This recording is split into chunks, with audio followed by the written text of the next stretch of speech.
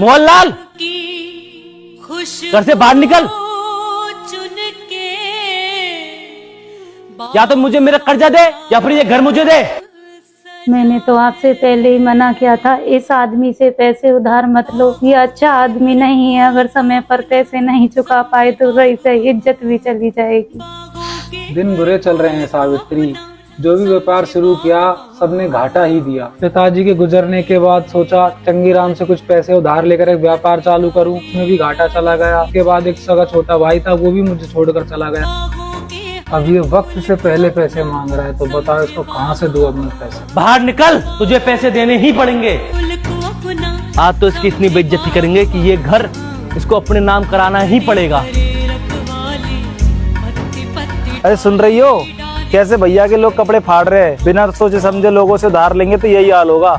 आज मैं बड़ा खुश हूँ। पूरे 1 लाख रुपए लाया था, 10 महीने हो गए, देने का नाम नहीं है। बाहर पूरा मोहल्ला खड़ा होकर हमारी हंसी उड़ा रहा होगा। हे भगवान, ये दिन दिखाने से पहले तो मुझे मौत ही दे दे तू। अरे तू बाहर आ रहा है या फिर मैं अंदर आऊँ? तू देखती जा आज क्या ड्रामा होता है। बड़े ही लाड साहब थे, मुझे थप्पड़ मारा था ना उन्होंने, तो आज उनके साथ में यही होगा। ये लो जी, बाकी सब गहनों में से यही एक अमानत बची थी, इसे चंगी राम को देकर उससे कुछ दिन की मोहलत मांग लो। मौसम री तेरी ते हाय, मौसम री तेरी ते। क्या हुआ, तुम खुश नहीं हो? मूर्ख आदमी, बेइज्जती आपके पूरे खानदान की होगी। नहीं, बल्कि हो रही है। वो 2 टके का आदमी आपके भाई की बेइज्जती कर रहा है और आप खड़े खड़े देख रहे हो। बड़ी अजीब बात है, आप उस पर हंस रहे हो।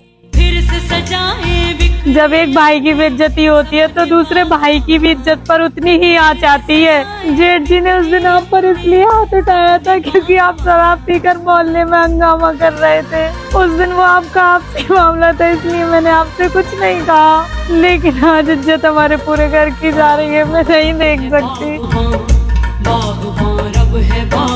नहीं सावित्री, ये तुम्हारे सुहाग की निशानी है, मैं इसे नहीं ले सकता।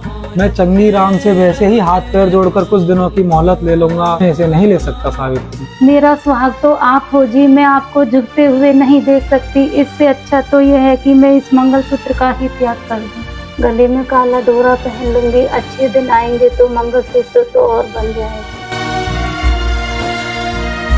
तुम ठीक कहती हो, मुझसे बहुत बड़ी गलती हुई है, लेकिन अब तुम ही बताओ क्या करना है। करना क्या है, आप भी एक लट उठा लो, मैं भी एक लट उठा लेती हूँ, देखते हैं वो कितने बड़े सूरमा है। चलो ठीक है, अलमारी में 1 लाख रुपए पड़े हैं, उन्हें भी लेकर चलो। जिन बिरवों को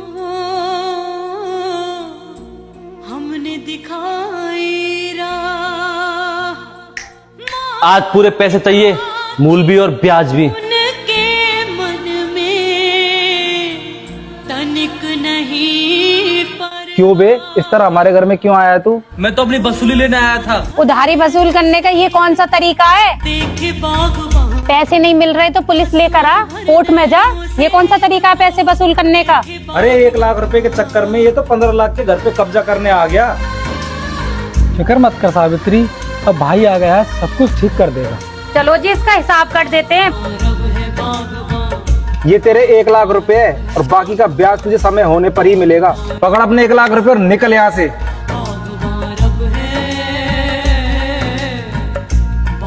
तेरा ये एहसान मैं जिंदगी भर नहीं भूलूंगा छोटे। मुझे माफ कर दो भैया, मुझे तो 3 साल पहले ही आ जाना चाहिए था जब आपका व्यापार डूब रहा था। मैं तो आज भी आपसे राजी नहीं था। अगर एहसान मानना है तो अपनी बहू का मानो, जिसने मुझे सोए हुए को जगाया। किसी ने ही मुझे बताया कि अकेले भाई की इज्जत नहीं, पूरे खानदान की इज्जत जा रही है। सोचे बागवान, बेटा, मैं तुम्हारे माता पिता को प्रणाम करता हूँ जो उन्होंने तुम्हें ऐसे संस्कार दिए। बागवान